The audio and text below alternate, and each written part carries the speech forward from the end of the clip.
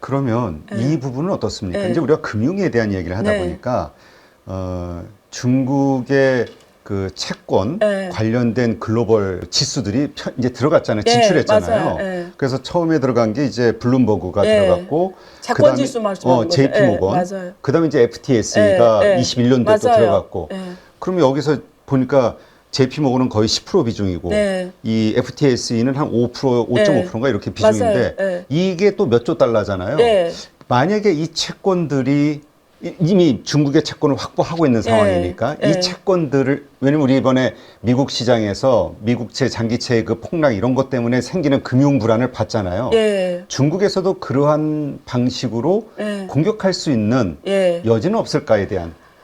그러니까 사람들이 그걸 말하잖아요. 중국이 갖고 있는 미국 국채 지금 8천억도 무너져서 지금 계속 2008년 이후로 9년 이후로 계속 팔아왔어요. 그리고 말씀한 대로 오히려 위안화 채권을 해외에 확장하는 전략을 해왔고, 지금 아프리카 이런 데서 위안화 결제도 하고, 실제 아프리카 사람들이 위안화 앱을 다운받아서 eCNY CBDC를 쓰고 있거든요. 그러니까 무슨 말은 그런 걸 더 노력하다 보니까 아까처럼 그렇게 해외 지수에도 위안화 채권이 편입도 되고, 이런 각 중앙은행에서 스왑으로 위안화도 갖고 있고 이렇게 나간 게 있어요. 근데 그 규모는 너무 미미해서 아직 작아요? 네, 너무 작아서 아예 중국이 지금 GDP가 중국 GDP가 한 130조 위안, 130조 위안 이 규모고, 그다음에 금융시장이 100조 안 돼요. 중국 금융시장. 중국이 미국하고 다른 게 금융시장이 너무 작아요. 그러네요. 예, 전반적으로 작고, 그다음에 중국 측 입장에서 오히려 미국 국채를 팔면 뭐 지난번에 미국이 환율, 국채, 주식 다 세 개 다 하락을 엄청 했잖아요. 그랬죠. 완전 나라가 망할 뻔했잖아요. 근데 중국은 그럴 이유가 없어요. 미국 국채를 팔면서. 왜냐면 솔직히 말하면 사람 조금 오해를 하는데, 중국도 지금 시점에 미국이 붕괴되는 걸 원하지 않아요. 왜냐면 중국은 조금 시간 더 필요하거든요. 근데 그러니까 중국이 원하는 세상은 과거의 그 세상이에요. 미국이 패권이 되고 아래가, 그러니까 패권 하다 보니까 세계 경찰 역할을 하다 보니까 세계 정치 안정, 사회 안정, 경제 안정 이런 게서 미국에서 많이 역할을 해줬잖아요. 그렇죠. 그리고 경제는 글로벌화였잖아요. 세계화. 누이 좋고 매부 좋고 너도 돈 벌고 쟤도 돈 벌고 이런 세상이 중국의 입장에서 조금 더 가는 게 좋아요. 근데 지금처럼 만약에 미국이 아메리카 퍼스트하고 트럼프가 우리는 세계 이제 장남이 집을 튀어나간 거죠. 장남이. 난 그동안 가족을 왜 너무 많이 희생했어. 그렇지. 이제 장남은 나를 위한 인생 살겠어. 내가 이러면 부채를 감당 못 하겠어. 네, 이제 이러면 튀어나간 거잖아요. 그러면 나머지 동생들은 어떻게 돼요? 혼란이 오는 거예요. 장남이 나가버려요. 그러니까 이럴 때는 사회가 혼란이고 전 세계 혼란에 빠지면, 혼돈에 빠지면 중국도 안 좋아요.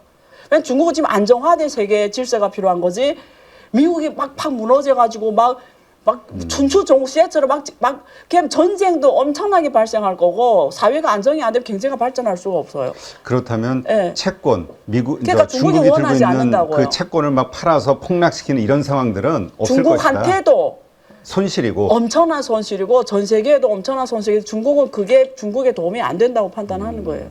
그러니까 중국이 원하는 건 사실 지금도 뭐냐면, 솔직히 진짜 원하는 거는 미국이 중국을 견제할 수밖에 없다는 걸 이해를 해요. 단지 이 과정이 좀 스무스하게 갔으면 좋겠다. 이렇게 극단적인 방법이 아니라, 그런 면에서 협상을 통해서 이 시간을 좀 더 길게 끌고 가면서 좀 더 준비를 탄탄히 하고 싶은 게 본심인 거죠. 그치. 그러니까 결국 이제 네. 중국은 어쨌든 이 미중 패권 전쟁에서 이기고 싶고, 이길 수 있는 방법은 말씀하신 대로 시간을 좀 길게 끌고 네. 가면서 네. 힘을 더 채워놓는. 시간은 중국 편이라고 보는 거죠. 그렇지. 예. 그게 등소평의 주장이었던 예, 거고. 맞아요. 근데 이제 시진핑이 들어오면서 예. 이게 지금 바뀐 거잖아요. 중국이 이제까지 힘을 계속 좀 숨기고 이렇게 죽은 듯이 지내다가 네. 해야 되는데 네. 이게 드러낸 거잖아요. 그러면서 이게 급격하게 이 미중 네. 패권 전쟁으로 이어진 거고. 네. 이거에 대한 중국 내부의 반발은 없습니까? 정치적인? 사실 그것도 정확한 표현이 아니에요. 그게 해외에서 그렇게 말하는데, 그래요? 시진핑이 와가지고 뭐 중국몽 뭐 이러면서 너무 그 칼날을 일찍 보였다 이런데, 정확하게 말하면 저는 그렇게 안 보여요. 솔직히 2008년 오바마 때부터 미국이 중국을 견제하기 시작했어요. 피터 나바로가 지금 트럼프 정부의 경제 고문으로 있는 그 사람 쓴 책이 2012년에 나왔어요. 네. 중국이 세계를 지배하는 날. 그게 그 책에 보면 지금 트럼프 정부가 왜 저렇게 하지 답이 다 보여요. 제가 지금 이번 독서 모임에서 하는 주제 책이 그 책이에요. 2012년. 그 책이 지금 절판됐는데 그거 보면 다 보여요. 그래서 미국이 중국을 견제한 게 그때부터고 본격한 게 2008 오바마 때부터예요. 오바마 중국을 견제하기 시작했어요. 그래서 그때 한 게 아태회기 정책이에요. 오바마가. 아태회기. 시진핑 시대는 2012년에 시작을 했어요. 2008년부터 아태회기 전략하면서 중국 정부가 그때 느낀 게 오늘이 오겠구나. 지금 말하는 오늘이. 그래서 그때 한 게 뭐예요? 위안화 국제화 2009년에 했고 그리고 1대1로 그때 이미 그 안에서 우리는 대안을 해야 된다. 미국이 우리를 어느 날인가 이렇게 칠 때 우리는 대안에서 서쪽으로 간 거죠. 미국이 한국, 일본 이쪽을 통해서 이쪽으로 밀고 들어오잖아요. 중국을. 그러니까 압박을. 그거 아세요? 지금 다 이 사면이 다 봉쇄된 거 아세요? 중국이 바다로 나갈 수가 없어요. 그래서 대만이 중요해진 거예요. 중국의 항공모함이 2대가 있는데 산동반도 그 해협에 있는데 그게 얕은 해예요. 네. 근데 해상 실력이 미래 그 패권을 결정하는데 원래 미국이 제일 셌잖아요. 그렇죠. 근데 중국이 그 얕은 바다에서 깊은 바다로 나갈 수가 없으면 그 항공모함이 아무 역할 못 해요. 그 나가려고 하는데 이미 미국이 일본 같이 번영이 호라고 해서 중국을 이렇게 해상을 다 포위해버려서 그래서 뚫고 나갈 수 있는 게 대만 해협밖에 없어요. 네. 그러니까 무조건 대만이 들어와 줘야 되는 거예요. 아니면 미국이 다 해상으로 봉쇄해버렸어요. 그러면 해상 물류가 막혀버리면 중국이 왜 파나마 운하를 지금 트럼프가 가져가겠다고 그러겠어요. 중국을 물류를 막아놓으려고 그러는 거예요. 그린랜드. 북극을 통해 유럽을 가는데 그것도 중국을 막아보려고 하는 거예요. 그러니까 무슨 말이냐면 그래서 세계대전이 터지는 거예요. 그렇지. 다 막아놓으면 어떻게 해야 돼요? 전쟁할 수밖에 없는 거예요. 그러니까 무슨 말이냐면 결국 이게 2008년부터 시작이 돼서 중국 정부는 이걸 몇십 년 준비해온 거예요. 이런 날이 올 거라고. 그래서 이게 뭐 시진핑 혼자만이 생각해서 이런 게 아니고 중국 공산당 정치국 이런 해에서 오랫동안 이런 날이 올 거라고 해왔는데 생각보다 너무 빨리 왔다는 거죠. 아니 근데 네. 이게 이제 우리 그냥 현재 우리가 얘기하는 거는 그냥 현재 일어난 현상들에 대한 중국 정부의 입장, 그다음에 이런 것들을 통해서 우리가 이제 객관적인 우리가 이제 이 흐름을 이해를 하려고 하는 건데 거기일 것 같아. 지점이 미국의 입장에서는 일본이나 독일처럼 뭔가 그런 문제가 됐을 때 플라자 합의라는 걸 통해서 그냥 스스로 내려놨잖아. 자신의 어떤 위험성을. 근데 중국은 아까 말씀하신 진출해야 되니까.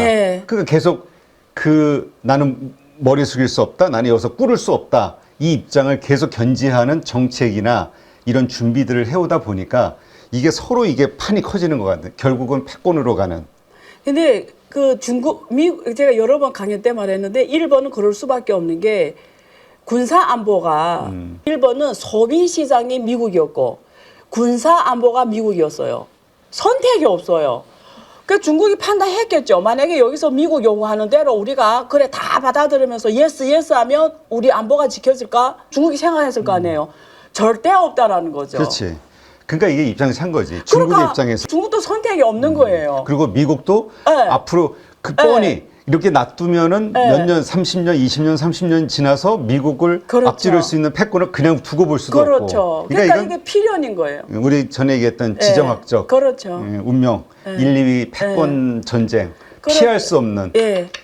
그래서 앞으로 30년, 적어도 2050년까지는 이런 옛날에 미국이 절대적인 패권 지위에서 이번에 사실 트럼프 정부 들어와서 가장 크게 잃은 게 신뢰입니다. 근데 이 신뢰란 건 한 번 잃으면 우리가 물에다 탁 쏟았잖아요. 다시 못 담잖아요. 그게 국제관계에서 신뢰를 잃었다는 건 앞으로 다시 담기 힘든 것 같아요. 근데 사실 지금까지 우리가 보통 중국, 미국 하면 어떻게 생각했어요? 중국은 신뢰 없는 국가. 그렇지. 미국은 신뢰할 수 있는 그리고 국가. 미국이 좋았던 게 미국 가치관이 되게 소중했거든요. 개방되고 다양성이고 오픈되고 신뢰 있는 국가. 그렇지. 인권 보장. 욕을 해도 인권 보장. 욕을 하다가도 그래도 미국 가서 살고 싶어. 왜냐면 미국이 자유잖아요. 인권 보장, 다양성, 개방, 신뢰. 근데 이게 인류의 가장 소중한 가치잖아요. 이게 무너졌다는 거지. 하긴 뭐 아까 우리 바로 얘기했지만 그 중국 정부를 욕했다고 해서 내가 간첩법이나 정치적인 어떤 좀 위험스러운 상황이 오지 않을까에 대한 그냥 좀 오버일 수도 있지만 그런 걱정을 하는 사람들이 막연하게 갖고 그럴 수 있었잖아요. 있는데. 근데 그 지금 미국이 근데 미국도 이제 네. 미국은 절대 그런 일이 없어 해서 이런 일이 생겼네? 예, 이게 이제 흔들리는 거지. 진짜 무섭더라고요. 네.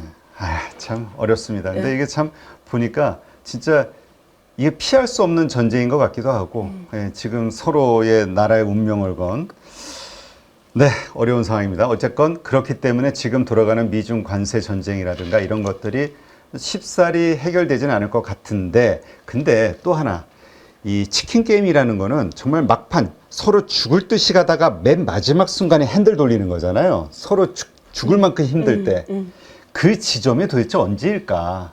몇 년 정도 지났을 그 때일까? 핸들 돌린다는 게 어떤 개념이죠? 아니, 치킨 게임이라는 게 서로 누군가가 맞은편에서 재준다는 개념이 아니에요. 누군가는 재준다는 개념이 아니에요. 져준다는 게 아니라 예. 서로 살기 위해서 예. 핸들을 꺾는, 아니면 그대로 부딪혀서 둘 다 죽게 되니까 막판에 가장 위험한 순간에 핸들을 돌리잖아요.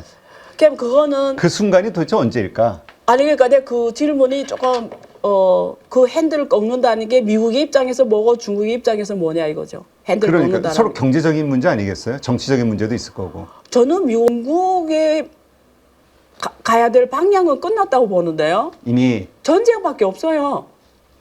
아니 다른 길이 없어요. 근데 그 전쟁을 언제 하냐의 문제만 남았다고 저는 봅니다. 이거 그러니까 네. 서로 마지막 순간에는 돌릴 것이다가 아니라 전쟁이에요. 근데 그건 있어. 구소련이 붕괴가 됐잖아요. 네. 그 전에 양국에 있어서 제조한 방법이 뭐예요? 상대방 국가가 붕괴되는 거겠죠. 그렇죠. 어떤 전쟁 이유인가? 없이 끝나는 거겠죠. 구소련이 붕괴된 것처럼. 그럼 누가 더 버티냐의 문제거든요. 단지 언제이냐의 문제지. 네. 둘이 전쟁, 왜냐면 제가 여러 번 생각해 봤는데 다른 방법은 없는 것 같아요. 그렇지, 경제적으로, 그러니까 어느 한쪽이 네. 서로 적당한 선에서 한다는 예를 거는 들면 어느 한쪽이 그래 어느 한쪽이 재주는 거잖아요. 아까 말한 것처럼 만약에 우리가 평화적인 방법은 치킨 게임 하다가 우리 못 버티겠네 이러고 재주는 거잖아요. 그렇죠. 그럼 재준다고 그 사람이 다시 계속 재주겠어요? 그치, 그때는 힘을 또, 재주겠지. 힘을 또 그때는 갖는 재주게 다음에. 시간 벌라고. 운명은 정해졌죠 사실은. 예. 또 말씀 들어보니까 또 그렇긴 하네. 예. 예, 알겠습니다. 하여튼 이러한 상황들, 이게 또 너무 이 정치 뭐라 그럴까, 예. 이 글로벌 정세에 대해서 우리가 좀 이해하기 위해서 나눈 거니까 예. 이 방송 보시는 분들 또 또 너무 미국 편, 중국 편 이렇게 나눠가지고 듣지 마시고 이러한 흐름, 네, 중국을 잘 아시는 이 안유아 교수의 이 중국에서의 이 시각, 바라보는 시각이 어떤가를 대신 좀 들어서 우리가 현재 상황을 좀 냉철하게 판단하고자 하는 게 이 방송의 목적이니까요. 네, 그렇게 이해를 해주시면 될 것 같습니다. 자, 오늘 좋은 인사이트 함께 해주신 안유아 교수님 고맙습니다. 네, 감사합니다.